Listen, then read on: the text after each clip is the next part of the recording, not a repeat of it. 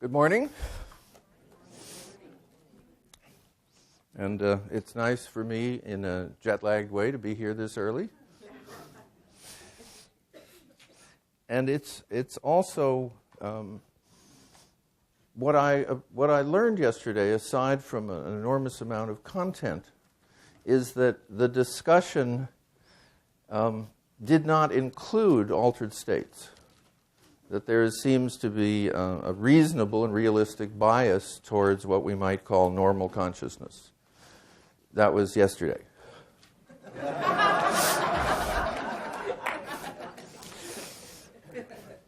In this wonderful way that we've been suggested to kind of have full disclosure, a little bit about my life. I grew up in a totally normal family in Hollywood.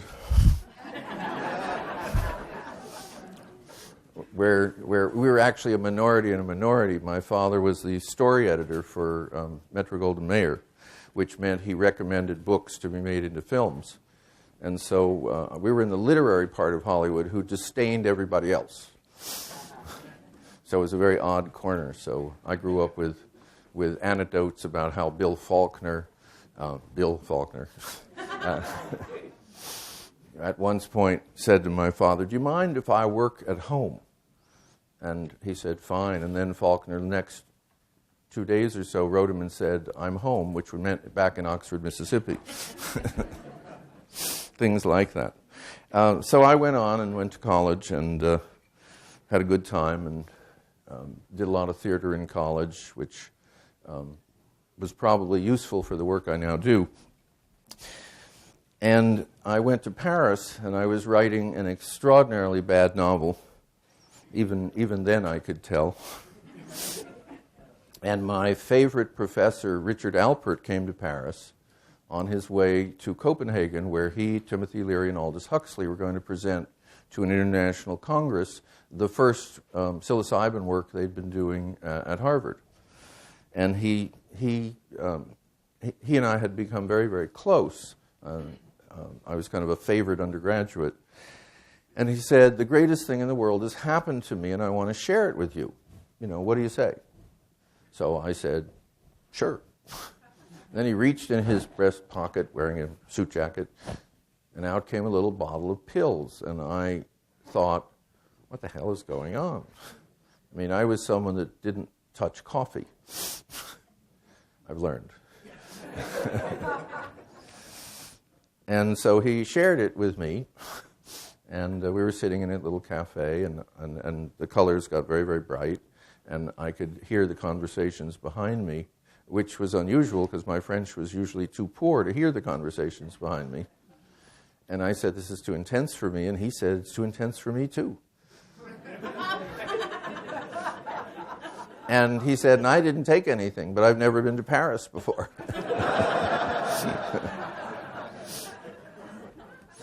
So we retreated to my fifth-floor walk-up, and I began to understand that the world was a little bit larger than I'd thought. And the next week, they went on to Copenhagen, and I followed them. So I'm like, one of those dogs that'll go 2,000 miles to find their...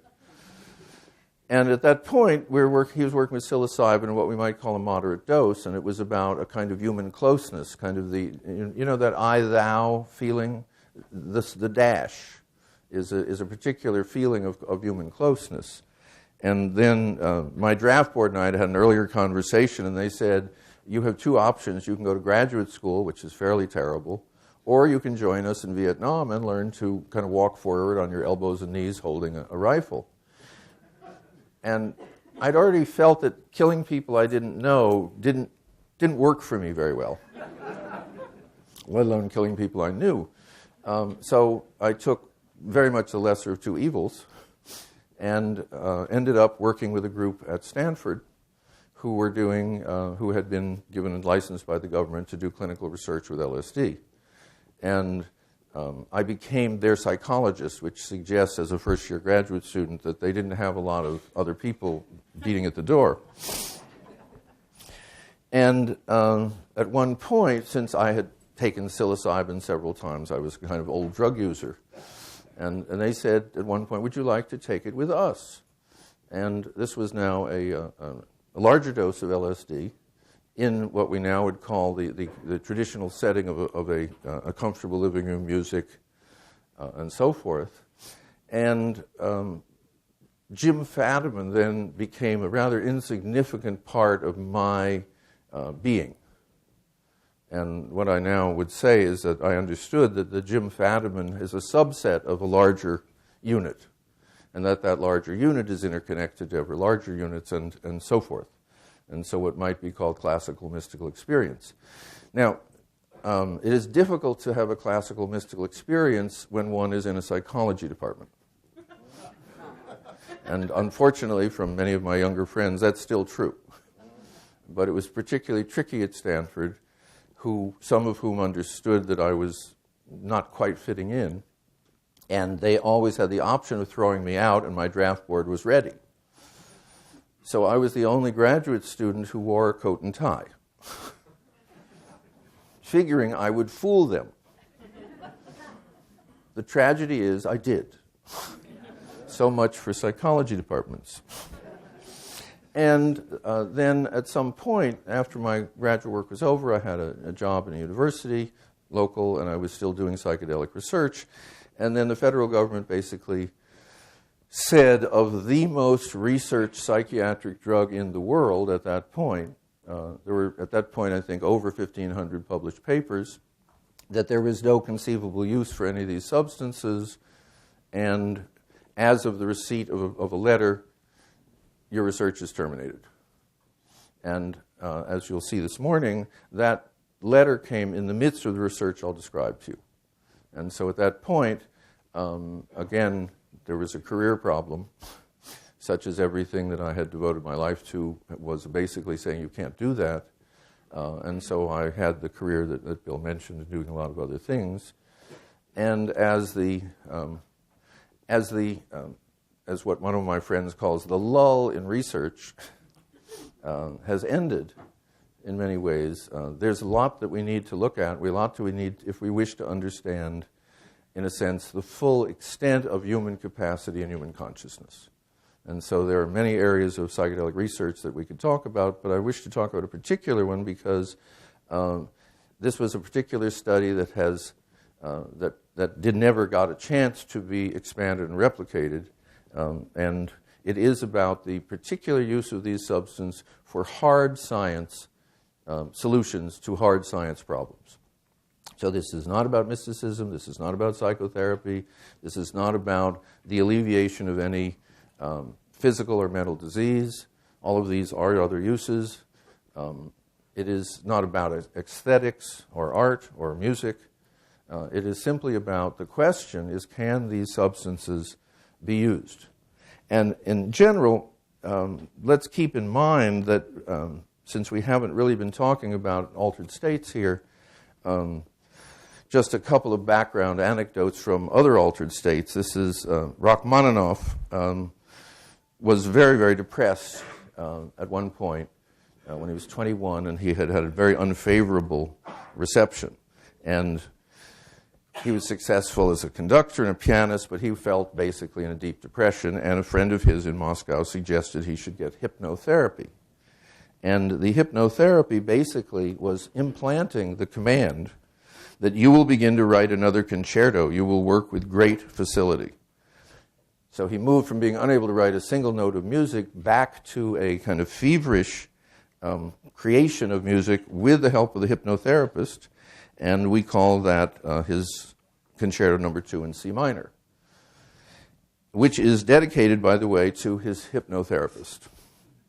So there is something about controlling the mind that can make major shifts with simply verbal instruction.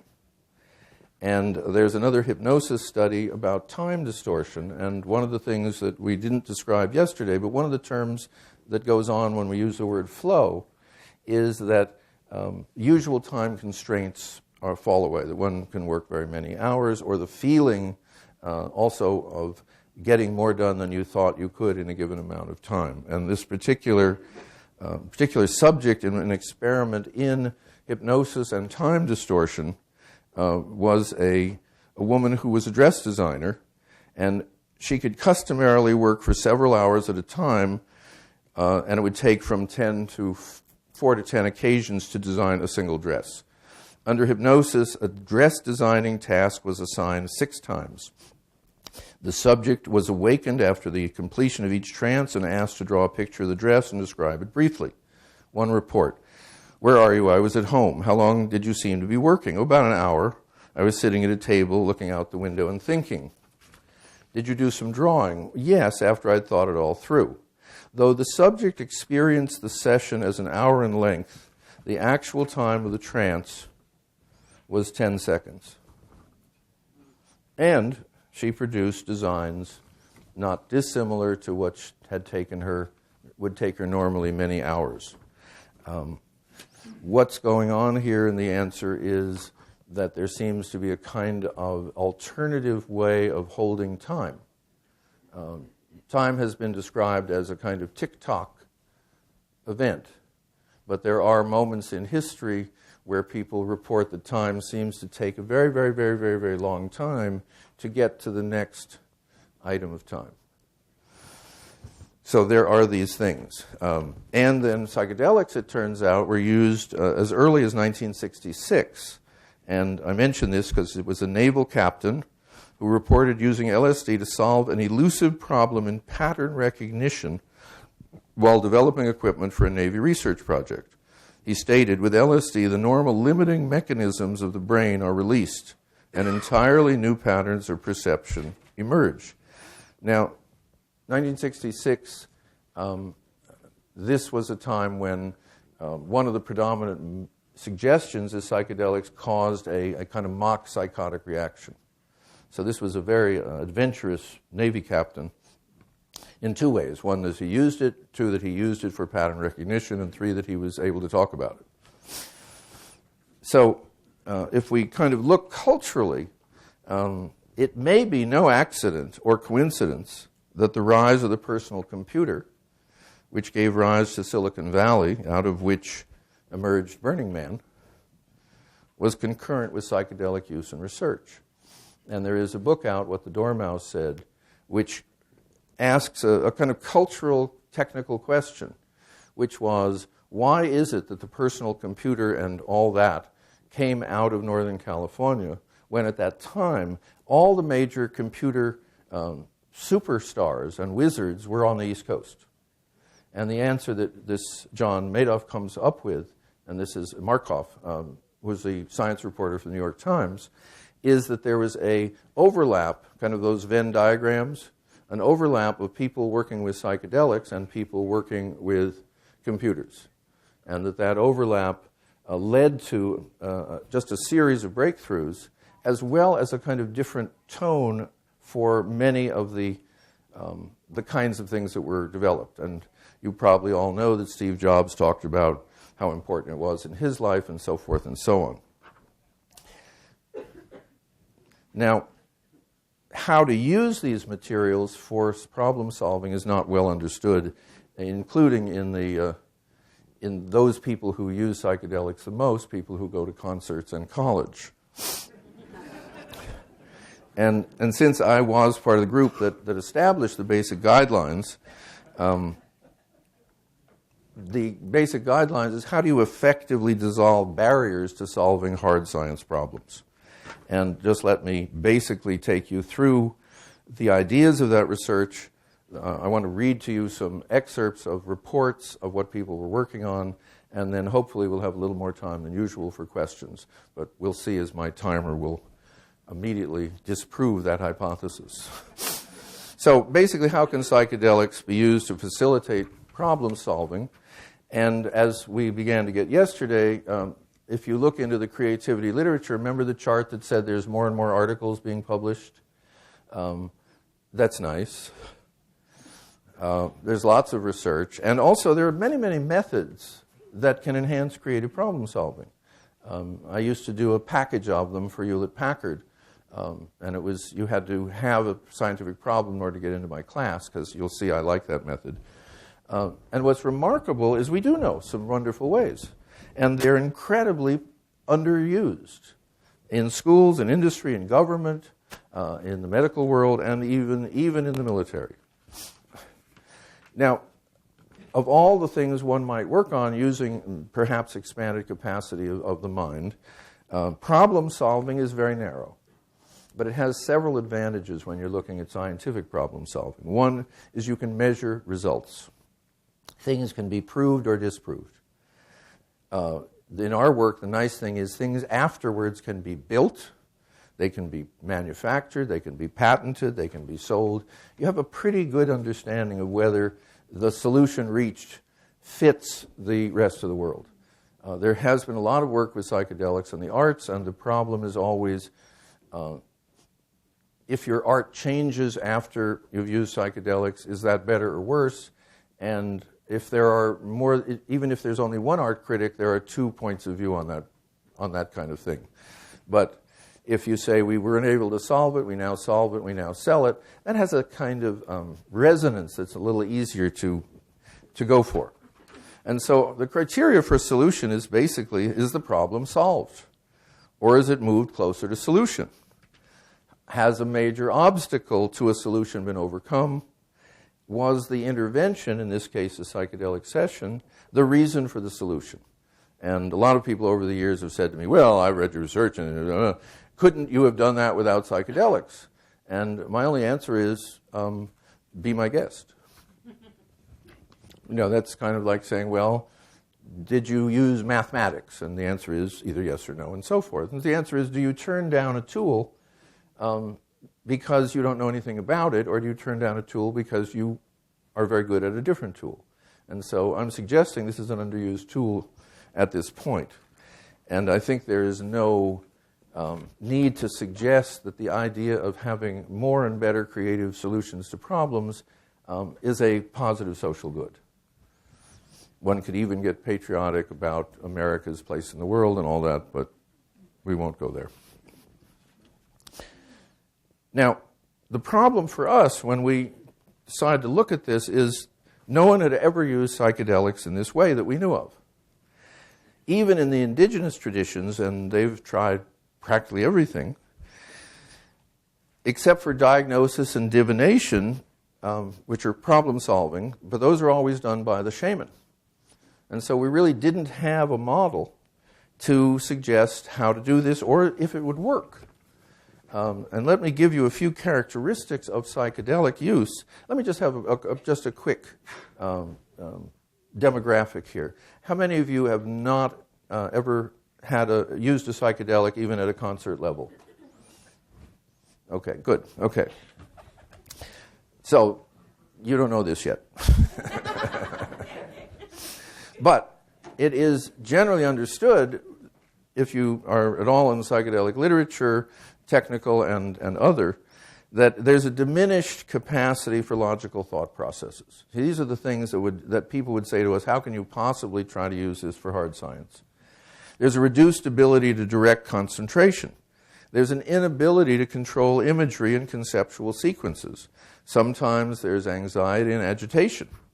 There's constricted verbal and visual communication abilities, such as, can you describe what's going on? Yeah. There's a tendency to focus on what we would call inner events or personal issues, which is, whoa, I'm inside my own mind for the first time. I'm going to look around.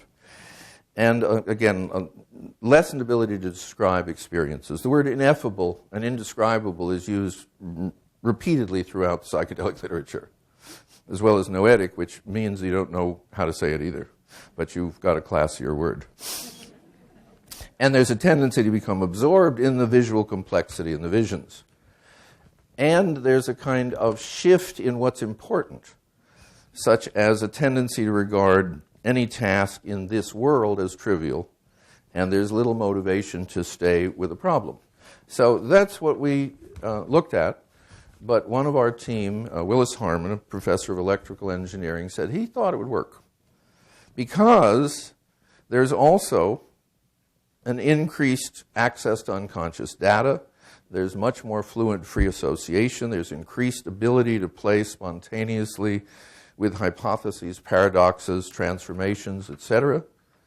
There's a heightened ability for visual imagery and fantasy. There's incredible relaxation and openness, if you're not anxious. Sensory inputs are way heightened, and heightened empathy with external processes, objects, and people. The feeling of separation, the idea that your world ends at your fingertips, seems to dissolve with these substances, with these experiences. And a heightened sensibility to what you are experiencing, as well as, and going closer now to problem solving, an enhanced sense of what you might call rightness, the ability to see through false solutions and phony data. Lessened inhibition, a reduced tendency to censor ideas by premature judgment. And in the scientific problem-solving world, this is a major issue. If one is anxious about a problem, meaning something that is unknown, and the need for lowering your anxiety is excessive, you will pick the quickest solution, closest solution available, not at all going for a good or a best solution. This is a serious problem in a lot of areas. And the question of how do you keep motivation up, well, you can heighten motivation if you work with what we call set and setting, which is what's the mental attitude and what's the situation. And the one variable of all those that we could really meddle with was to heighten the motivation, which we could promote, that this was a terrific idea we had and would work brilliantly, which is how we prepared our subjects, which is we said, this is going to work, and you're going to be so excited, and this is going to be a wonderful opportunity. This was particularly tricky before we ran our first subjects, because we really had no idea if it would work or not. But that, as you have, any of you that know things about psychology, is deception is considered an ethical good.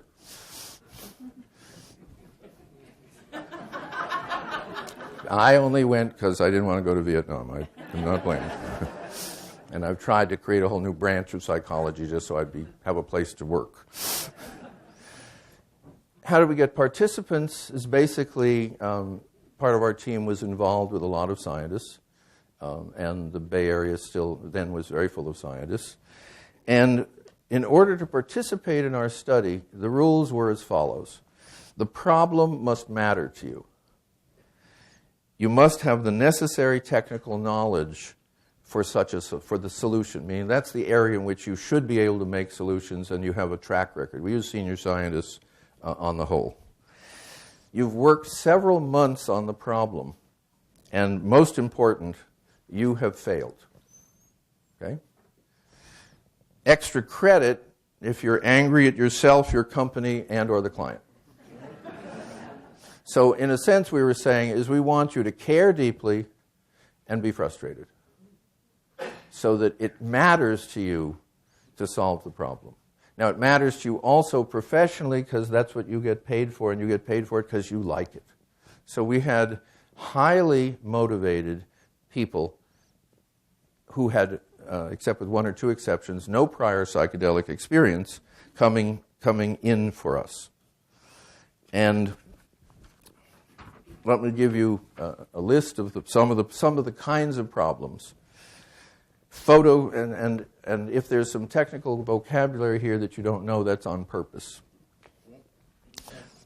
Photoconductivity decay processes, new design of a vibratory microtome, space probe experiments to measure solar properties, given that we're talking the late 60s, an improvement to a magnetic tape recorder. Dining room chair design. It turns out that among furniture designers, that's the hardest single item to design because it has to be aesthetic from every possible angle. Think of your couch, for example, the back of it, who knows? Let alone under it, which we don't discuss at all. And it has to bear weight in multiple directions, and it's considered the most difficult of the pieces of furniture to design. Mathematical theorems regarding NOR, all caps, gate circuits. This is something in chip design. a new conceptual model of the photon, and we then had some wonderful architects, design of a commercial building, and design of private homes. Of our subjects, we had 44 problems attempted, no solution obtained from 4 of them. So, for those of you who didn't raise your hands, we used either 100 micrograms of LSD or 200 milligrams of mescaline as our as the dose. We cut that in half for one person for his second round because he kind of flew away on the first dose. And he very much wanted to come back for a second round. And we did 4 people at a time, and I would come out with a little tray with 4 little cups. And one was a half dose, which was to him, and he turned the tray, and I turned it back. So he was forced to solve problems on the second round.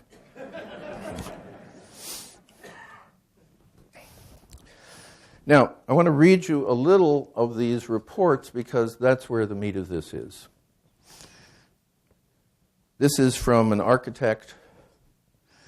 My experience during the session was an unbelievable increase in the ability to concentrate and make decisions. It was impossible to procrastinate. Cobwebs, blocks, and binds disappeared.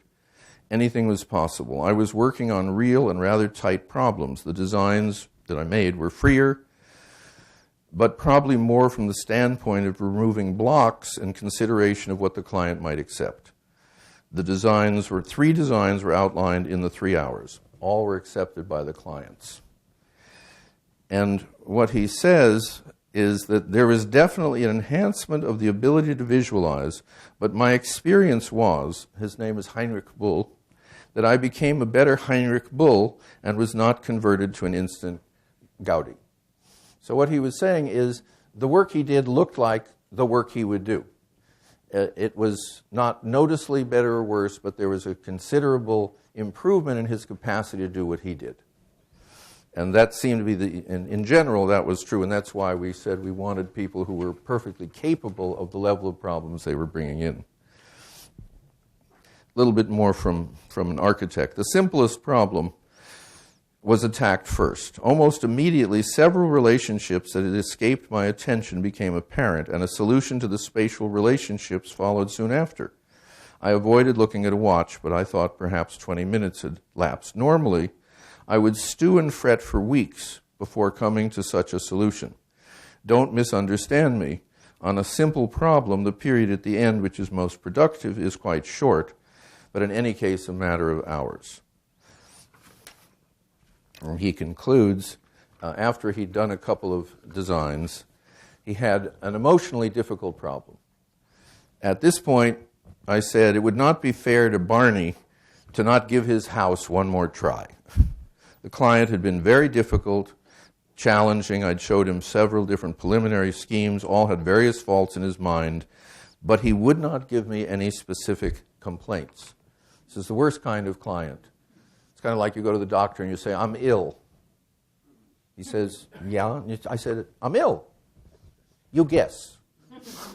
I'll tell you if you're wrong. And at this point, they had spent several hundred hours. This was a loss to their office.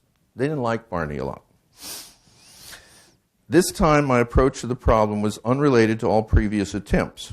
I really believe that the solution that resulted in a few minutes was better than any of those that preceded it. So that's one kind of description of what occurs in these sessions. Second, this is a commercial artist. I decided to drop my old line of thinking and give it a new try.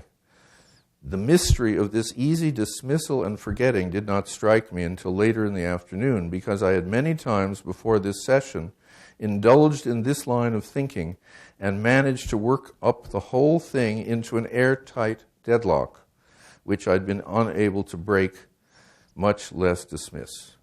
The miracle is that it came so easily and naturally.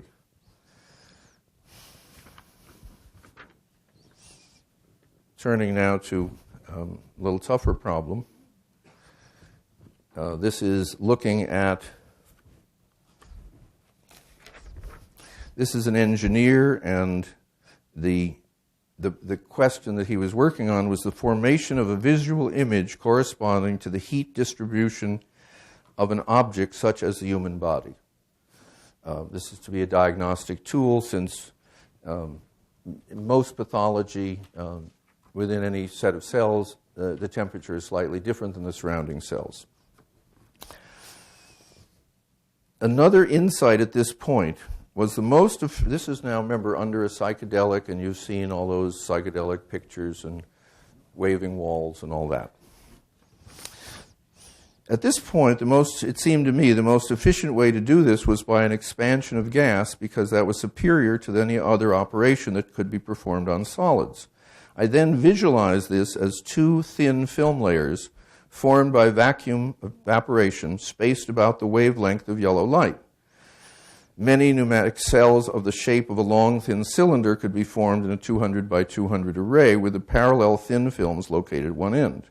If the thermal image is projected on this array, the temperature reached by each cell will determine the presence of the pressure of the gas and the consequent elastic deformation of the thin films toward reestablishing ambient pressure.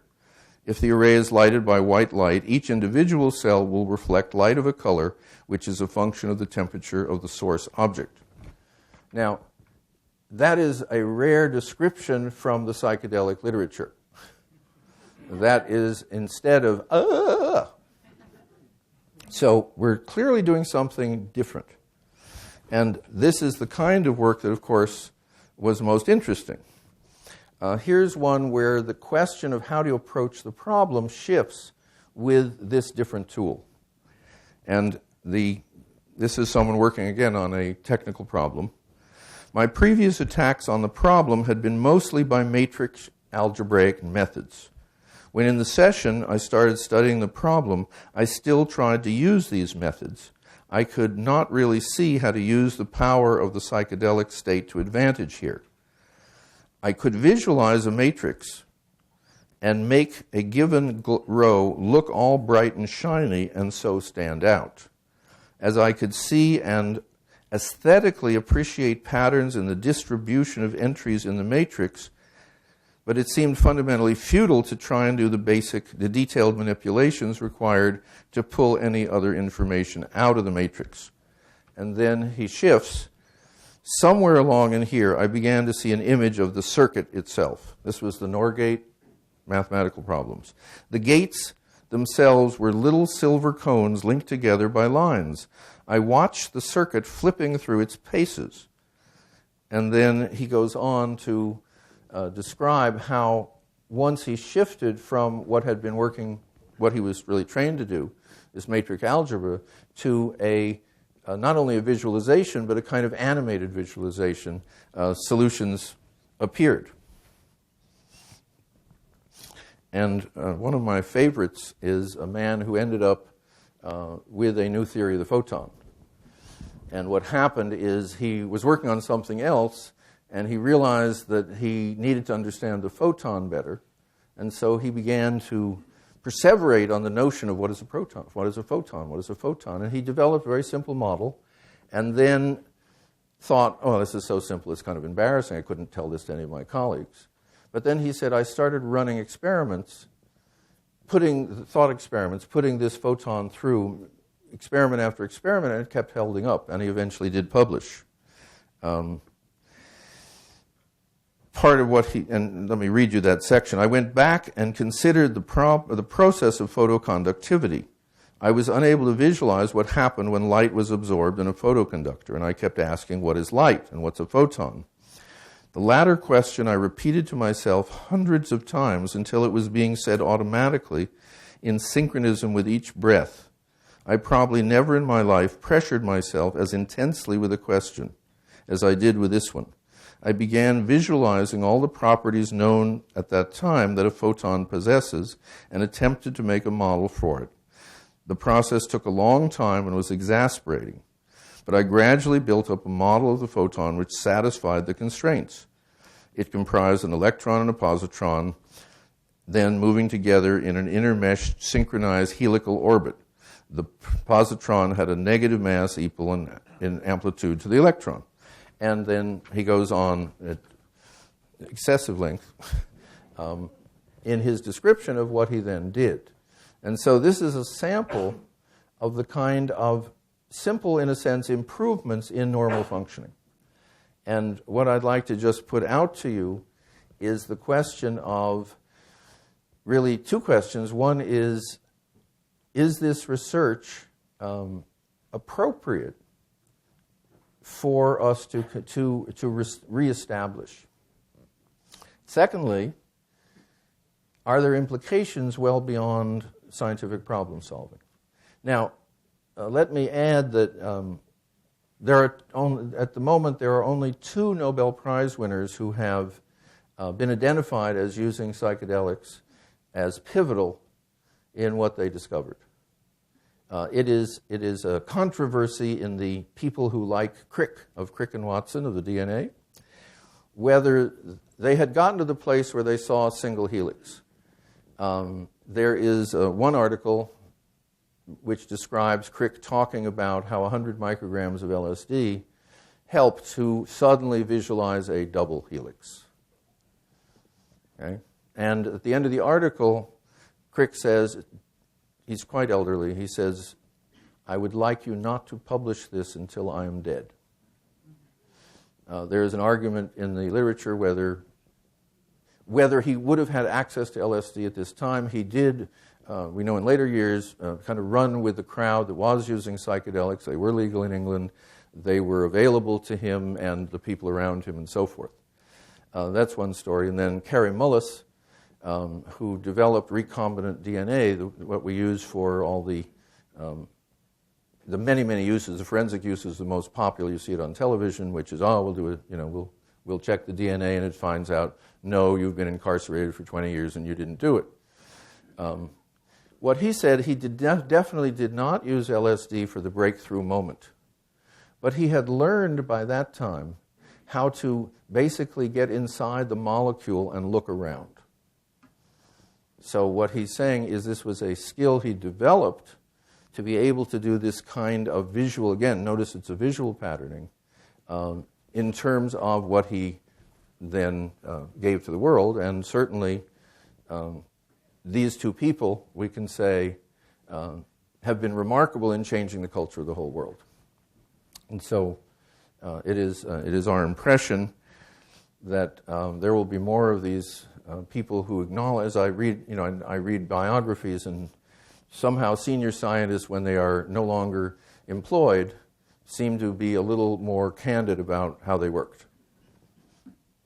So the other is that if you are interested in observing the use of it for kind of aesthetic creations as well as mechanical creations, if you will just go on to Google Burning Man and look at the things that are constructed there, it is probably the most intense post-experiment of our what we were doing that the planet has seen.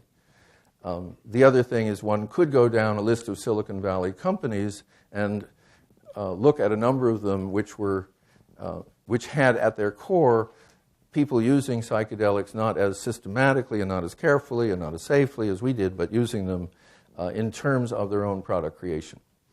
So that's the notion. That's the kind of research. It was stopped by the federal government in our 7th group, and we got this letter which said, as the receipt of this letter, your research is terminated.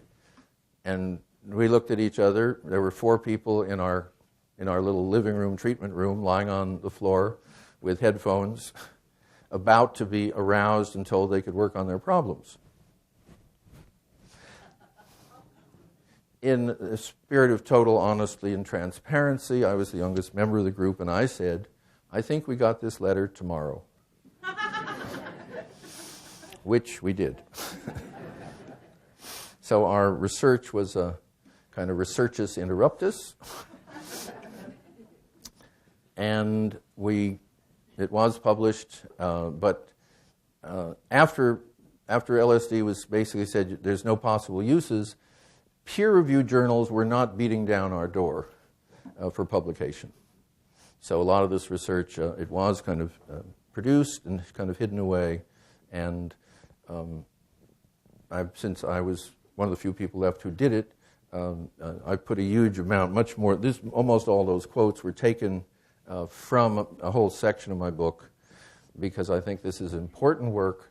I think it's necessary that the human mind be allowed to work as well as it can, and this is one of the ways in which we seem to have some natural capacity to work scientifically, to work objectively, and to work at several levels of intellect, perhaps simultaneously. So let me just stop at this point, and let's open it up for questions.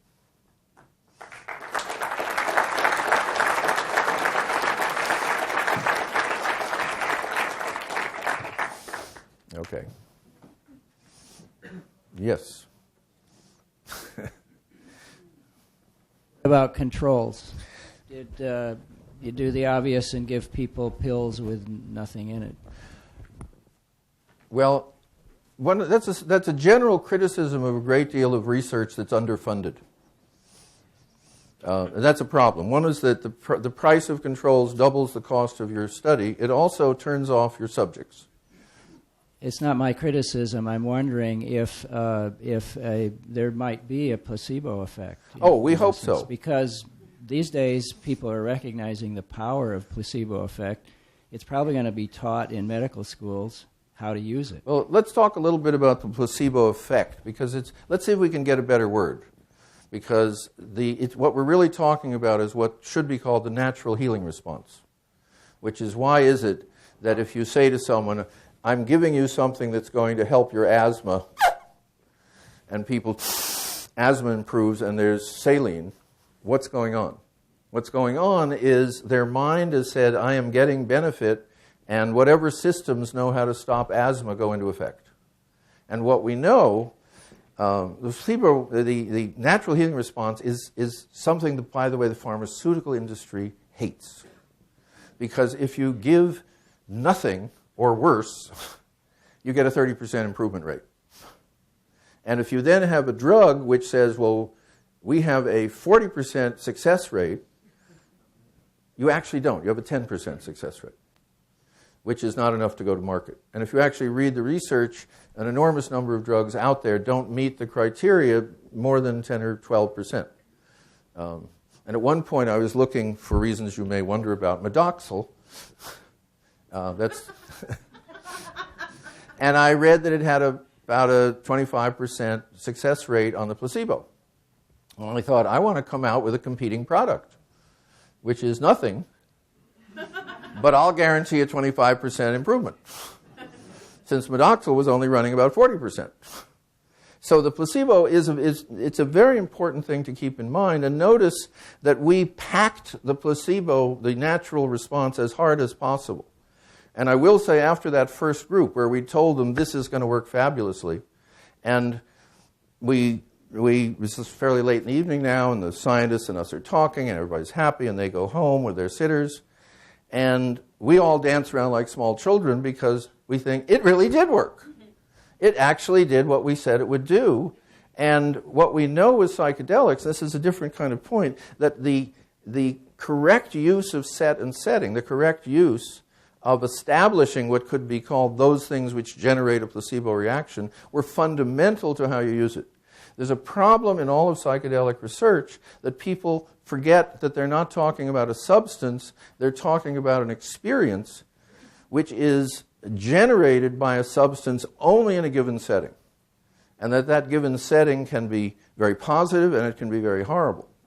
And when I give a more popular talk about other uses and someone says, how about terrible experiences? And then they tell me theirs.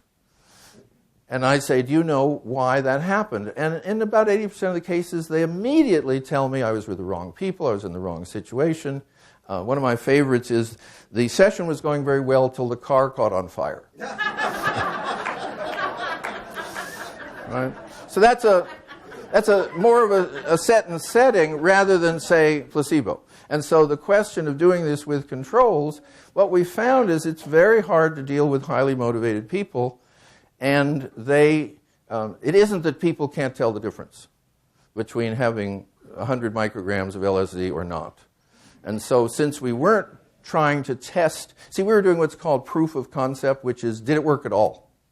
And the way you get did it work at all is you load it every possible way you can to make it work. Then the question of what you do from that point on is one depending on what kind of science you play. And the double blind is vastly oversold in the popular mind as the best way to test everything. It's very useful for a very narrow group of substances under a very narrow group of conditions, and I don't think this is one of them. But thank you. It is a very good question because I got to throw in all that set and setting stuff. Yeah. Oh, yes, Mike. Okay. The question is you mentioned there are 4 members or 4 subjects in the experiment. Could you describe the dynamic between the subjects during the session? Sure. The question of the dynamics between subjects is we kept it fairly minimal. They had all met the evening before. They had very, very briefly described the kind of problem they were working on, but we didn't ask them, we really weren't trying to get crosstalk. But we had, there are 2 reasons you use groups. The first one is cost. Group therapy was invented simply to do cheap therapy after World War II. It was not thought to have as much value. It had other value, which is what you're talking about. We don't see that we deliberately did not encourage interaction, particularly because it's hard to describe what you're doing. And since almost all of our subjects said the ideas came furiously, you saw the people sketching, and it was like sketch and tear, or trying to keep up in a sense. Faulkner has a comment about how you write, which is you run behind the character, listening. And so in a sense, that's what we were doing. So the use of 4, we think, was a kind of nice idea because, again, you're in a room where the set and setting is everybody else is working really hard, and you think, I had that experience this morning, and I was in an Aztec tower, and I think I'll get back to my problem. But we're not sure. We didn't check. So the use of 4, also since we were dealing with a non-psychological, non-therapeutic setting, and we were focusing everybody not about themselves, again, that seemed to be kind of useful simply to have people working at the same time. And no one in the groups basically had any comment about it one way or another. They just thought that was nice. At the end of the day, they all felt good, and they could, congratulate each other.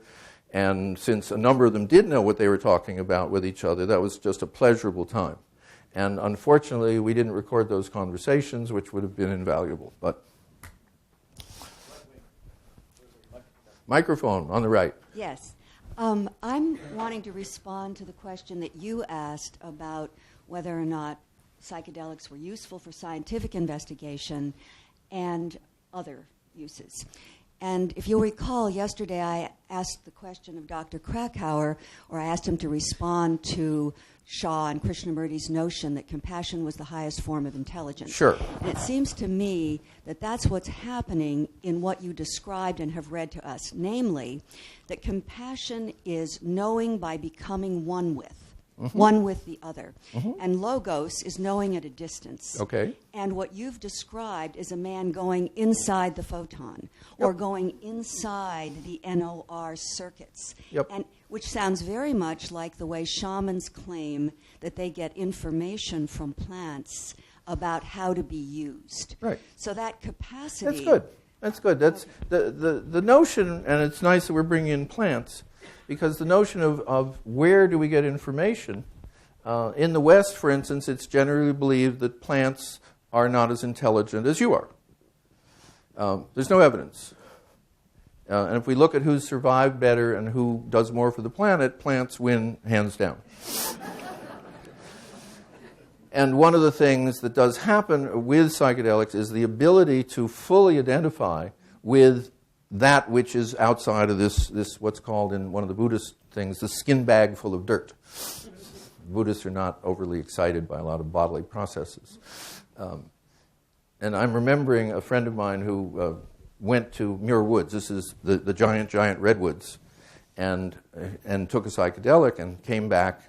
And he was a little rattled. And I said, "What happened?" He said, "Well, I hugged the redwood, and then I became the redwood, and it was terrible."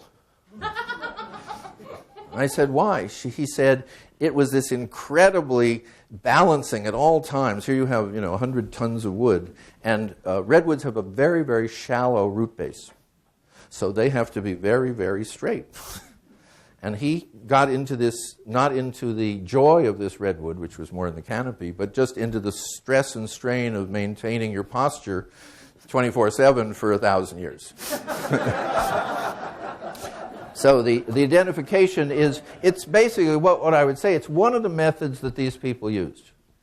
I read you that naval captain from 1966. Pattern recognition is particularly likely to occur, or seeing the problem, again, as you heard in several of the reports, without all the emotional baggage that had stopped you before.